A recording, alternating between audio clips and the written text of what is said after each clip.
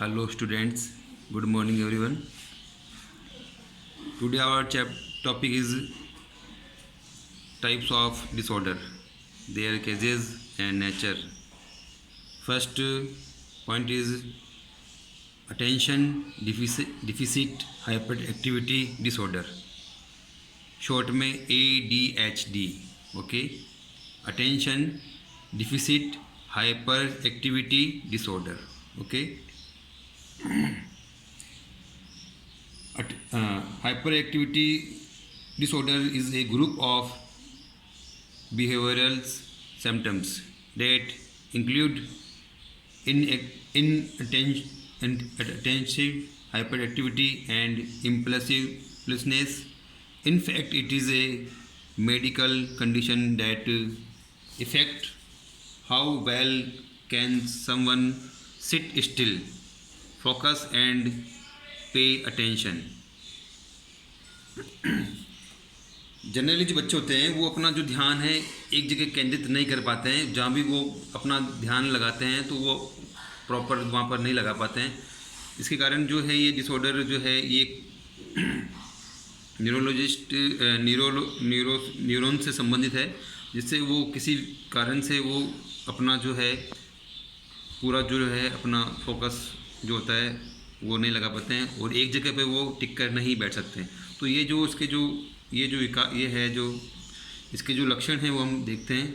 Symptoms of ADHD. Okay, there are different symptoms of ADHD in children adult which are state below. Symptoms in childrens और students. Okay, they are usually forget about daily activity.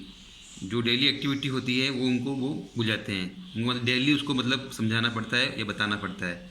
They have difficulties in organisms routine activity. They usually indulge in daydreaming. They do not like a perform the activities that require sitting still. They are easily distracted. They usually bounce when sitting. They become restless. Okay, मतलब ये जो symptoms होते हैं जो जिनमें होते हैं ये जिस तो अब उसको मतलब ये ADHD मतलब जिसको प्रॉब्लम है तो इसका वो लक्षण होते हैं. तो ये मोस्टली जो हैं ये मतलब टिक कर नहीं बैठ पाते हैं, वो अपना ध्यान नहीं रख पाते हैं. डेली रूटीन के वर्क होते हैं जो उनको रिमाइंड कराने पड़ते हैं डेली टू डेली. तो ये इसके जो मतलब ये बच्चों में ये सिम्टम्स होते हैं. जो एडल्ट्स में होते हैं वो भी अप्रॉक्स ऐसे होते हैं. They may have anxiety attacks, may have be impulsive. They may have problem in controlling anger. They usually have low self esteems. They usually remain unorganized. They are easily frustrated. Mood swings and depressions and common in such adult. तो ये जो और specially contracting specially while reading. तो ये जो है adults में जो सिम्टम्स होते हैं वो मोस्टली यही होते हैं, जिसमें गुस्सा करना, अपना सेल्फ डिसीजन नहीं ले पाना और मतलब चीज़ को करने से पहले वो फ्रस्ट्रेट हो जाना, थक जाना या अपना आप को मतलब उस चीज़ के लिए नहीं कंट्रोल नहीं कर पाना. तो ये जो है मोस्टली सिम्टम्स जो हैं ADHD के होते हैं. केसेस ऑफ ADHD के जो है सिम्टम्स क्या होते हैं वो हम देख रहे हैं. सबसे पहले जेनेटिक फैक्टर्स से मतलब है कि जो पेरेंट्स के अंदर अगर किसी पेरेंट्स में ये सिम्टम्स हैं पहले से तो जो उससे होने वाला जो बच्चा है उसमें भी सिम्टम्स हो सकते हैं. तो वो पीढ़ी दर पीढ़ी ये सिम्टम्स ट्रांसफ़र होते रहते हैं. ओके, तो ये भी एक रीज़न है जेनेटिक फैक्टर्स. ब्रेन इंजरीज़ यानी किसी का बच्चे का कोई एक्सीडेंट हो जाता है या सिर में चोट आ जाती है तो हम पढ़ते हैं when a body brain is damage before A after birth it is good make the body more likely A develop ADHD later on. यानी किसी जन्म से ही किसी बच्चे के में सिर में कुछ प्रॉब्लम आती है तो वो ये या लग जाती है, जन्म के बाद में भी किसी की चोट आ जाती है तो वो ये ADHD ये प्रॉब्लम उसके हो जाती है। बच्चे में नहीं, ये बड़े में भी ये प्रॉब्लम हो सकती है। ओके। लो ब्रेथ वेट, अगर वो जो टाइम पीरियड होता है ब्रेथ का जो टाइम होता है वो अगर वो टाइम से पहले बच्चे का जन्म हो जाता है तो वो इस बीमारी से वो ग्रस्त हो सकता है, ये डिसऑर्डर उसमें हो सकता है। तो जो टाइम पीरियड होता है वो पूरा होना चाहिए। ओके। तो ये है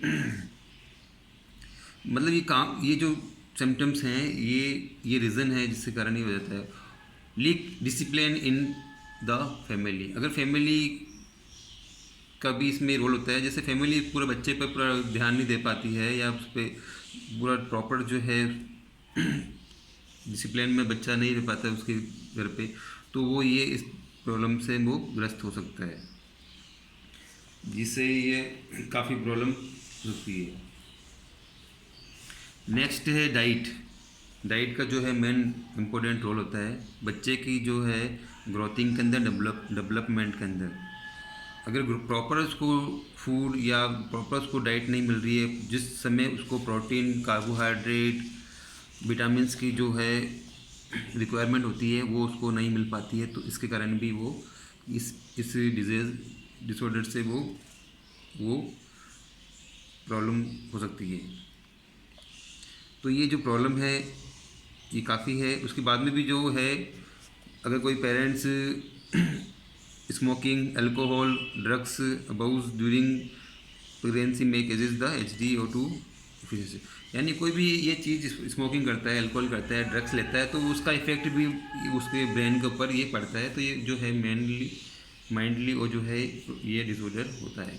ओके, सिंपल है। सबसे पहले अपन ने जो उसके बारे में पढ़ा था कि ये ADHD होता क्या है, उसके बाद में उसके हम सिम्टम्स में पढ़े हैं, चिल्ड्रंस, एडल्ट, और उसके बाद में केजेस, यानी उसकी रीज़न क्या है, क्या रीज़न है जिसके कारण वो होता है। ओके।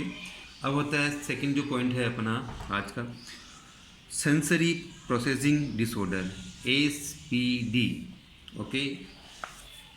सेंसरी से जो है हमको मालूम होना चाहिए कि जो ये क्या होना चाहिए, जो हमारा सेंसर है, जो हमारा जो हमारी जो संवेदनाएँ होती हैं, यानी बोलना, चलना, सोचना, गुस्सा करना, रोना या किसी चीज़ के ऊपर ध्यान नहीं दे पाना, तो ये जो है वो SPD के अंदर जो है डिसऑर्डर वो आती है। ये भी है जो, और हमारा सेंसर है जैसे देखना, सूंघना और सुनना, बोलना, तो ये जो हमारे सेंसर से हैं वो प्रॉपर जो है तरीके से जो है वर्क करेंगे या नहीं करते हैं तो वो इस डिसऑर्डर का वो शिकार होता है। ओके। इसके बारे में हम जो पढ़ रहे हैं वो है जैसे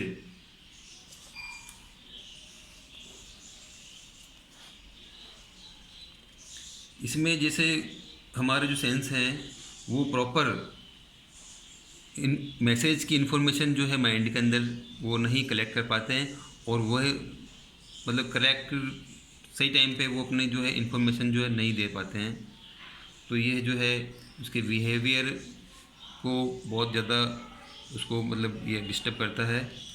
चलो, sensory processing disorder is a condition in which the brain has difficulty in receiving and responding information that come in through the sense, यानी जो भी अपनी जो इन्फॉर्मेशन हम लोगों को, हम जैसे हमारी माइंड को एक्टिव करके उस इन्फॉर्मेशन को हमको बाहर देना है या उस इन्फॉर्मेशन के अकॉर्डिंग हमको वर्क करना होता है, वो प्रॉपर नहीं कर पाता है माइंड।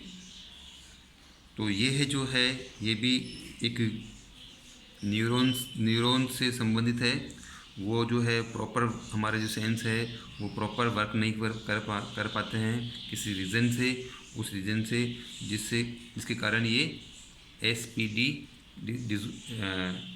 डिसऑर्डर की प्रॉब्लम हमारे माइंड हमारे जो है होती है। ओके,